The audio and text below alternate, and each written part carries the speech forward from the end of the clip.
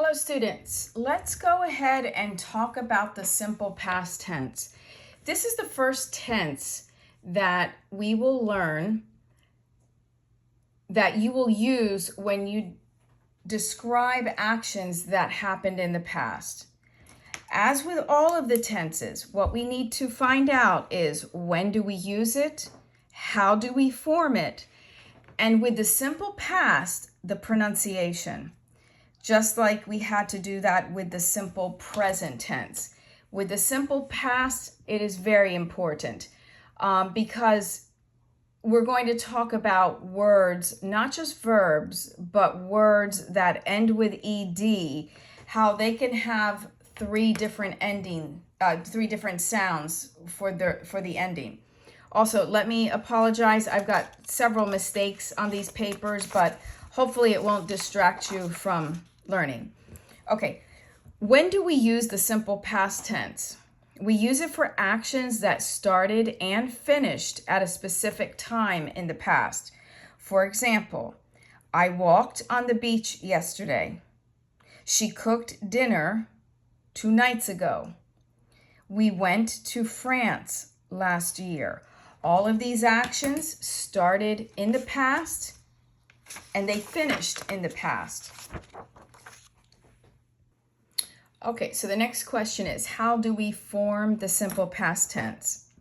Okay, if it is a regular verb, we will simply write the letters ed on the end. However, some regular verbs already have an e on the end, so for those, we would just add a d. Okay, so let's look at some here where we add ed. Call becomes called, work, worked, visit, visited. So for these three, and many more, of course, we will write an ed. Okay.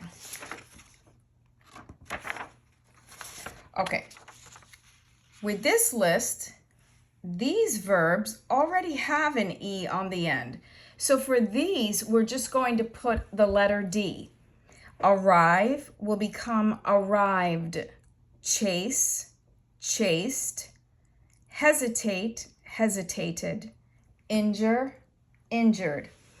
Something that I want to point out with conjugating in the simple past tense. It's easier than in the simple present tense. So let's take a look of what we did in the simple present. Let's take the verb work. We said, I work, you work, we work, they work. For he, she, it, we had to put an S on the end. He works, she works, it works. In the simple past, the verb stays the same with all of the subject pronouns. So for example, I worked, you worked, we worked, they worked, he worked, she worked, it worked. So in that respect, this is easier, I think, than the simple present tense. Even if the verb is very irregular, let's take the verb eat. In the past tense, it's ate. You would simply say, I ate, you ate, we ate, they ate, he ate, she ate, it ate. Okay, so we've got a caution, which means there is an exception coming up. So let's take a look. All right, so some verbs have the same spelling in the past tense. Now these have the same spelling and the same pronunciation. Let's take a look at this one. Put, put. Every day I put my keys on the counter, but yesterday I put my keys on the table. Same word, same spelling, same pronunciation. Hit, hit. Cut, cut. Set, set. Hurt, hurt. Now I forgot to add one, so I'm going to write it here. But read, in the past tense, this one's different. It is spelled the same, but it's pronounced read. So this one would not even go on this list. Yes, it's the same spelling, but different pronunciation. Read, read. All right, then you will have irregular verbs to deal with. These really must be memorized. So you would need to get yourself a list of verbs where it gives you the base and the simple past tense, so you could start learning those. But let's look at a couple. Eat becomes ate, drink, drank, see, saw, buy, bought, think, thought, and draw, drew. Okay, how do we form sentences that are negative in the simple past tense? Basically, what we do is we add the words did not before the base form of the verb. So I want to stress this. We put did not before the base form of the verb. Let's take a look at one. I did not work yesterday. Notice work is not in the simple past tense. It normally we would put ed on the end. I worked. But in the negative, we don't do that. We leave it in the base form. I did not work yesterday. So it's as if did has already satisfied the simple past tense. So we're going to leave the verb work alone. Okay. Excuse me. He did not attend class last week. So the same thing here. Attend normally in the simple past would be attended. But if it's a negative sentence, we leave it alone. We leave it in the base form. Okay. All this is saying is that the word did not can be contracted into didn't. So we didn't like the movie. Sharon didn't buy a new car. Just remember that contractions are best used for speaking, not writing, unless you're writing something very informal. Okay, how do we form questions in the simple past tense? Okay, if this is a yes/no question where the answer you're looking for is a yes or no, what we do is we start the question with the word did. Then we follow that by the subject. So for example, here the subject is your mom. The subject here is you. And the subject in this one is Mark. Then again, we follow that with the base form of the verb. So normally, enjoy would have an ed on the end, enjoyed. But if it's a question, we're going to leave it in the base form. Live is normally lived, but in a question, we leave the word live alone. So let's look at them. Did your mom enjoy her vacation? Yes, she did. No, she didn't. Did you live in Wyoming? Yes, I did. No, I didn't. Did Mark take his medicine? Yes, he did. No, he didn't. Okay, sometimes the questions need more information, so we call those information questions. And for those, we begin the question with a WH word. WH words are who, what, when, where, why, and how. So we put the WH word here for the information that we are needing. Where, what, when, why, how. Then we follow that by the auxiliary verb did, where did, and then the subject, she, you, and then once again, the base form of the verb. These are still questions. They just require that we give more information when we answer them, but they're still questions, so we leave the verb in the base form. All right, here is an exception again. So it says here, questions that begin with the word who often don't use the word did. So all of these start with who. That's the information that we're looking for. Now, with these, we do put the verb in the simple past. So wrote, for example, who wrote that book? Wrote is past tense for write. Who attended class today? Attended, it is in the past tense because the base form is attend. Who said that? Said is the past tense for the verb say. Who cleaned the house yesterday? Cleaned has the ed, it's in the past, simple past, and I forgot what I was saying here. Cleaned is the past tense of clean.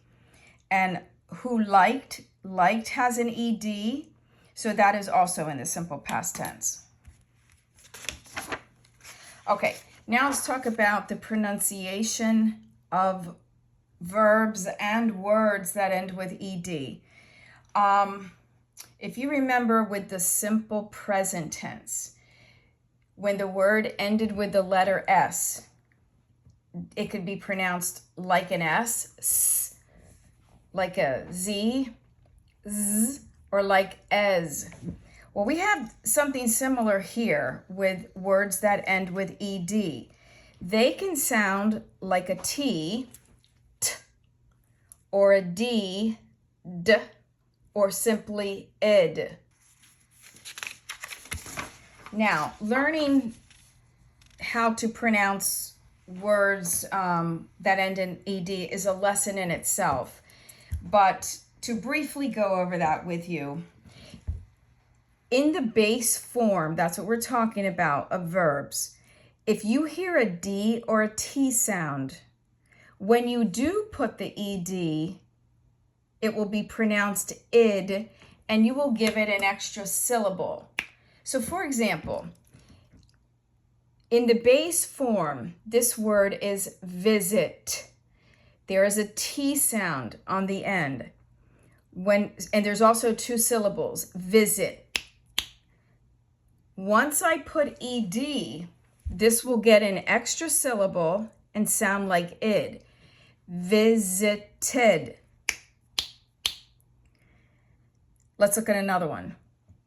This word, this verb in the base form is want.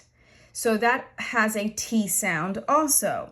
It's one syllable, but in the past tense, it's going to have an extra syllable and sound like id.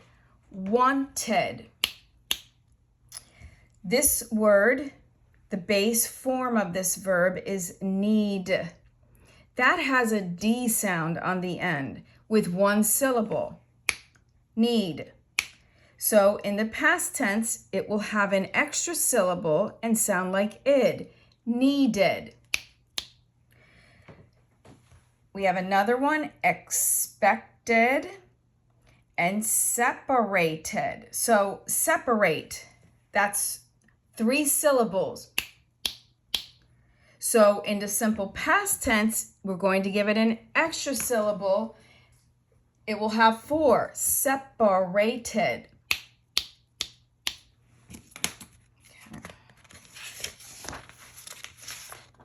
All right, now this group, it says here, if the verb ends in a vowel sound or a voiced consonant, that's where you would get a vibration in your throat, okay? If you want to look at it that way.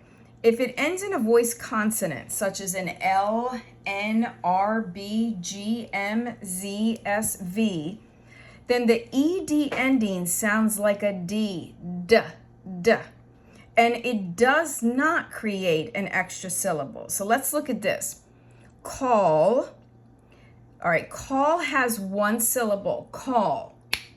So it also has the ending sound of an L. So in the simple past tense, we will put the ed. It will still have only one syllable. Called, called, one syllable. It's not called, it's called. Okay, here's a couple others. Happen becomes happened.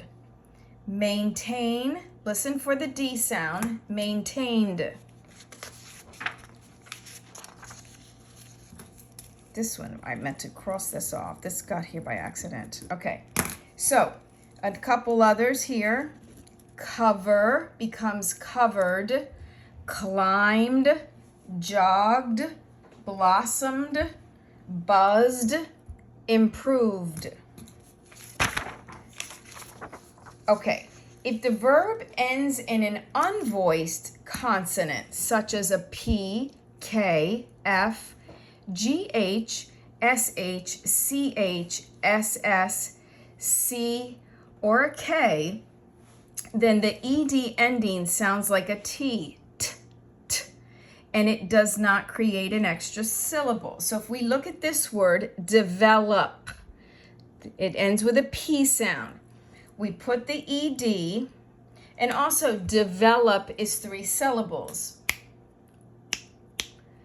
Develop. So once I put the ED, there is no extra syllable. It's still 3. Developed. But it's going to sound like a T on the end. Block will sound like blocked. Stuff, listen for the T, stuffed. And laugh, laughed. Washed, touched, discussed, panicked, relaxed.